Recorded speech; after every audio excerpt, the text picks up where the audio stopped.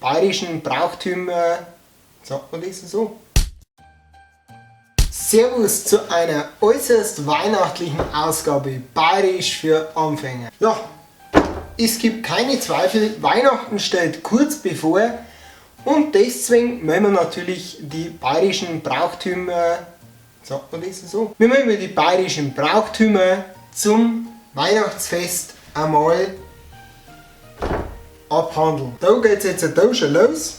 Das sollte man erkennen, das ist ein sogenannter Adventskranz mit Adventskranzkerzen. Womit wir schon wieder in der Abteilung Bayerisch für Fortgeschrittene wären, weil dieses Gebilde hat eine sehr extreme Aussprachvariante. Und zwar Advent wird ja bekanntlich mit PF geschrieben. Somit ist das hier ein Adventskranz. Und auf dem Adventskranz sind Adventskranzkerzen. Also die Adventskranzkerze ist ein Adventskranzkerzen. Für was der da ist, sollte eigentlich den meisten bewusst sein. Das ist bei uns in Bayern nicht anders wie im Rest von Deutschland. Jede Kerze steht für ein Adventswochenende bzw. einen Adventssonntag. Und am Schluss kommt dann Heiliger Abend inklusive Weihnachten. Anfang Dezember haben wir ja schon gehabt, das Thema, kommt erst einmal der heilige Nikolaus. Das ist eigentlich mit so in der Anfangsphase der Adventszeit.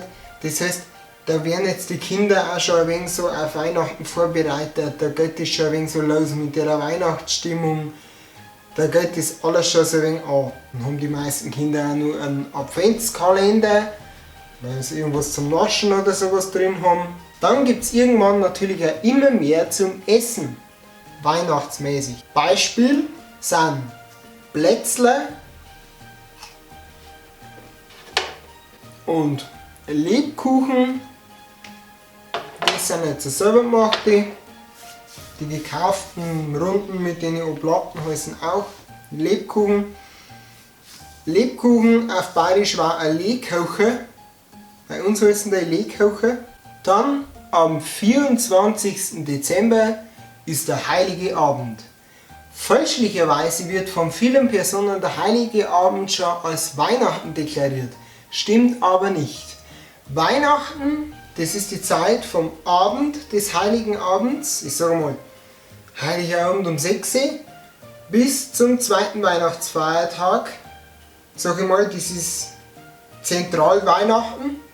Deswegen sollte man auch jetzt nicht gerade am Morgen des 24. Dezember frohe Weihnachten wünschen, weil da ist eigentlich noch nicht Weihnachten. Weihnachten ist ganz streng gesehen eigentlich erst ab der Christmetten. Die Christmetten ist die Kirche am Heiligen Abend. Die eigentliche Christmetten ist nachts, am Heiligen Abend nachts, der Kirche. Es gibt aber, um das Ganze ein bisschen kinderfreundlicher zu gestalten, eine Kinderchristmette um 5 Uhr, je nachdem wo ihr wohnt. Ist ja doch alles irgendwo ein Fest der Kirche. Des Weiteren sind dann natürlich erster und zweiter Weihnachtsfeiertag. In den meisten bayerischen Regionen ist dann so, dass nach der Christmetten Bescherung ist.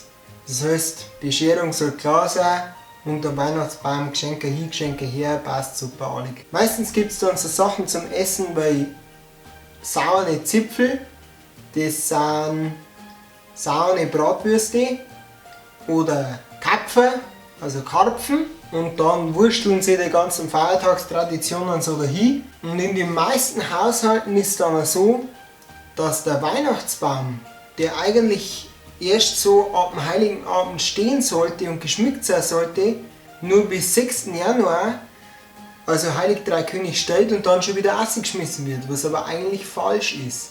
Weihnachten geht laut Kirche eigentlich bis Lichtmess und das ist am 2. Februar. Was ich ehrlich gesagt auch sehr schade finde, weil jetzt gerade man sieht halt, dass das alles sehr kommerzlastig ist, weil man will ja unbedingt die ersten Lebkuchenschachteln am 28. August im Supermarkt um die Ecke, alles voll mit Lebkuchen.